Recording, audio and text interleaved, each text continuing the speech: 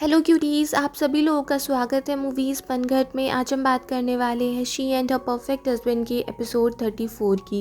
Episode की starting होती है, याओ याओ का मैनेजर उसके घर पे आया होता है और वो उससे बोल रहा था कि तुम फिर से होटल में आ जाओ, इस बार तुम टीम लीडर बन जाना। बट याओ याओ साफ साफ मना कर देती है कि तुम लोग तो इतने खतरनाक हो, तुम पे मैं भरोसा कैसे करूँ। पहले मैंने अपना एक सबूत दिया था लॉयर को, वो सबूत भी तुम लोगों ने गायब करा दिया, तो मैं ऐसे लोगों पे अब ट्रस्ट कर ही नहीं सकती हूँ। और वो उससे ये भी बोल देती है कि अगर तुम्हें मुझे उस होटल में बुलाना है तो तुम्हें वहाँ से रिज़ाइन करना होगा। फिर दिखाते हैं इसी केस के सिलसिले में क्विंशी याओ याओ से मिलना चाह रही थी, उसको समझाना चाह रही थी। पर जुनोई भी कह देता है जहाँ तक मैंने याओ याओ के बारे में सुना है वो काफ़ी ज़्यादा ज़िद्दी है और वो इतनी आसानी से मानेगी नहीं, तो मैं भी तुम्हारे साथ चलूँगा। फिर दिखाते हैं क्विंशी घर पे येंगुआ को ही बता देती है कि वो याओ याओ से मिलने वाली है।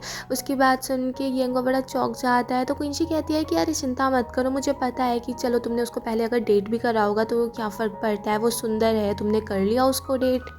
येंगुआ भी कह देता है कि तुम्हें इस बारे में कैसे पता चला। क्विंशी बोलती है कि तुमने अभी खुद ही तो बोल दिया।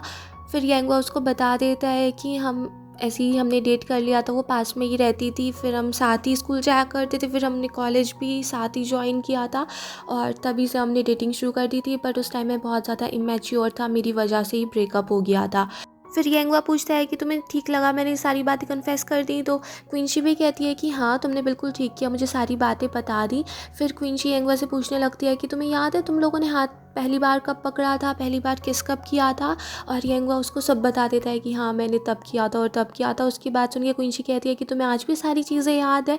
और फिर वो उससे पूछ लेती है कि अगर आज तुम्हें याओ याओ के साथ फिर से पैचअप करना हो तो तुम क्या करोगे। यंगवा बोल देता है कि नहीं, अब मैं पहले जैसा नहीं हूँ, अब तो चाहे कुछ भी हो जाए मैं उसके साथ फिर से पैचअप नहीं करूँगा, तो ये क्वेश्चन ही तुम्हारा यूज़लेस है, मैं कभी उसके साथ जाने वाला नहीं हूँ।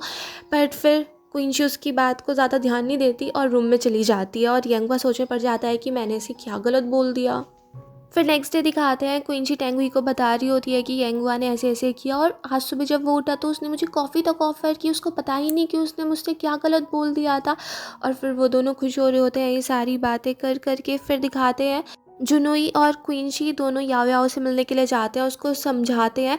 तो याओ याओ उनसे कह देती है कि अगर तुम लोग यहाँ पे उस मैनेजर की पैरवी करने आए हो तो मुझे तुम्हारी कोई बात नहीं सुननी है और मैं अपना केस वापस लेने वाली नहीं हूँ, मुझे फिर से उस होटल में नहीं जाना है जब तक वो मैनेजर वहाँ पे है।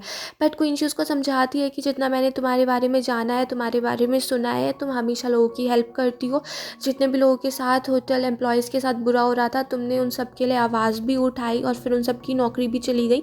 तुमने एक इनिशिएटिव भी स्टार्ट किया है ताकि तुम ये सब कुछ ठीक कर सको। बट उसके लिए तुम्हें एक हायर पोजीशन पे भी तो होना चाहिए ना अपने होटल में, तभी तो तुम उन सब लोगों की डेस्टिनी चेंज कर सकती हो।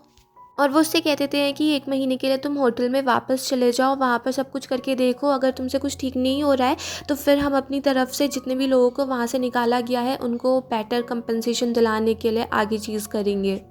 फिर दिखाते हैं क्विंची जुनोई से पूछ रही होती है कि तुम याओ याओ की हेल्प क्यों करना चाहते हो, क्योंकि वो बहुत सुंदर है ना, उसे तो सिर्फ आदमी ही पसंद नहीं करते, वो तो मुझे खुद बहुत पसंद आ रही है। उसकी बात सुन के जुनोई बोल देता है कि तुम्हें ऐसा नहीं लगा कि उसमें और तुम में बहुत ज़्यादा कुछ चीज़ें कॉमन है, जैसे तुम दोनों ही इतनी ज़्यादा इंडिपेंडेंट हो, तुम्हारा बिजनेस सेंस इतना अच्छा है, शायद इसीलिए वो येंगहुआ की गर्लफ्रेंड थी। उसकी बात सुन के क्विंची कहती है कि तुम मुझे कॉम्प्लीमेंट दे रहे हो या मेरी मजाक बना रहे हो। जुनोई कह देता है कि मुझे ऐसी लड़कियां पसंद है जिनका थोड़ा नेचर ऐसे सॉफ्ट होता है, स्मूथ होता है, तुम्हारी तरह नहीं जो हर किसी से लड़ने के लिए तैयार हो जाती है। क्विंची कहती है कि हर किसी का नेचर ना ऐसे कोई अपने आप डिसाइड नहीं करता है और मेरा नेचर तो सिंपल ही है, जैसे लाइफ मुझे ट्रीट करती है मैं भी उसको वैसे ही ट्रीट करती हूँ। और फिर वो जुनोई से पूछती है कि आखिर इस होटल के पीछे चल क्या रहा है, ये अपना ऐसे प्रॉब्लम सॉल्व क्यों करना चाह रहे हैं। तो जुनोई उसको बताता है कि इस टाइम हुपिंग इनके होटल में इन्वेस्ट करना चाह रहा है क्योंकि यहाँ पर एक स्मार्ट सिटी बनने वाली है और उसके लिए ये लोग चाहते हैं कि इससे पहले जितने भी प्रॉब्लम्स चल रही हैं वो सब कुछ सॉर्ट आउट हो जाएं। और फिर जुनोई क्विंची से रीयूनियन में जाने के लिए भी बोल देता है पर क्विंची मना कर देती है। फिर दिखाते हैं क्विंची और येंगहुआ टेंगुई के घर पे जाते हैं और वहाँ पे टेंगुई और मिस्टर जिन अनाउंस कर देते हैं कि क्विंची उनकी अब लॉ फर्म की एक पार्टनर बनने वाली है।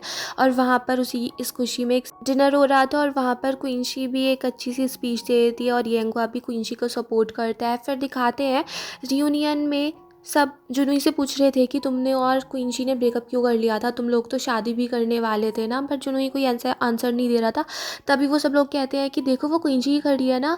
जब जुनूई वहाँ पर जाके देखता है, वो उससे यही बोल रहा था कि तुम चलो थोड़ा लेट हो गई तो कोई बात नहीं। पर जब वो पीछे मुड़ के देखती है तो पता चलता है कि वो क्विंची नहीं थी, वो वूफी थी। और फिर वूफी वहाँ पर जुनूई से गुस्सा होकर भाग जाती है और साथ में उससे ब्रेकअप भी कर लेती है और उससे बोल देती है कि मैं ऐसे इंसान से प्यार नहीं कर सकती जो अभी तक अपनी एक्स गर्लफ्रेंड को बुला नहीं पाया। और वो उससे कह देती है कि तुम अब क्विंची के साथ ही पैचअप कर लो, क्योंकि उसकी और यांगुआ की मैरिज तो वैसे भी फेक ही है। फिर दिखाते हैं क्विंची यांगुआ को बोल रही होती है कि आज मैं सारी सच्चाई मिस्टर जिन और टेंगुई को बता ही दूँ।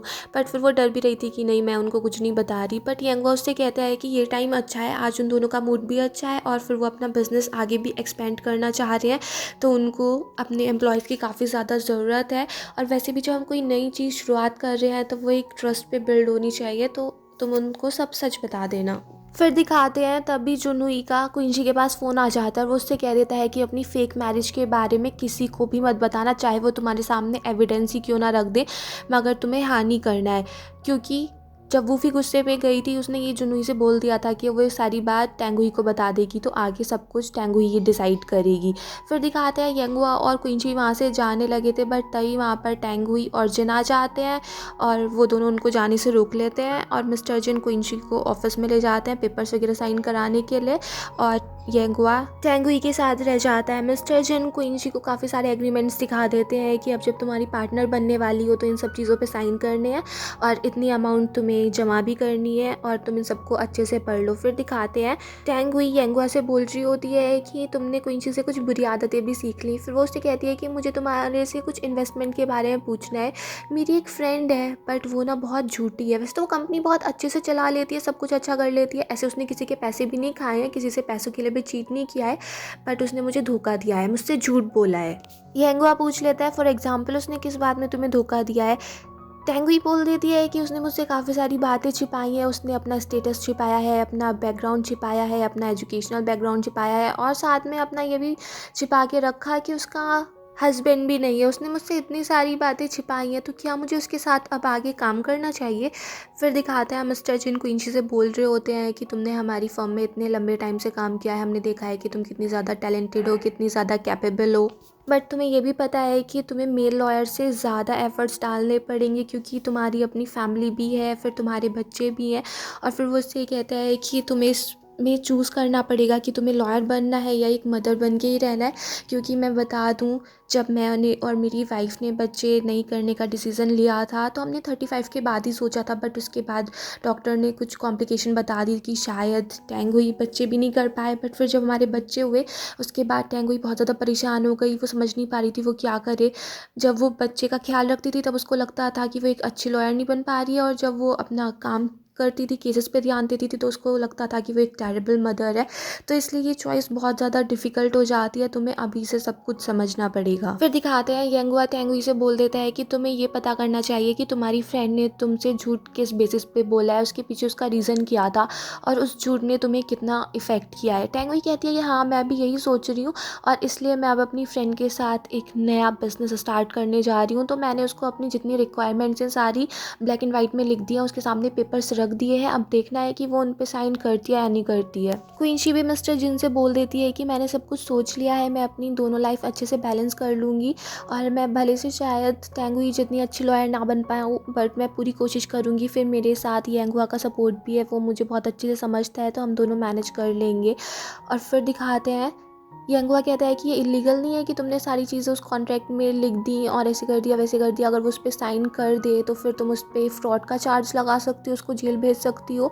टेंगुई भी कह देती है कि उसने जो झूठ बोला भले से उससे हम डायरेक्टली इफेक्ट नहीं हुए, उसके बिजनेस पे कोई इफेक्ट नहीं पड़ा, पर जैसे ही वो उन पेपर्स पे साइन करेगी तब दूसरी ही स्टोरी बन जाएगी।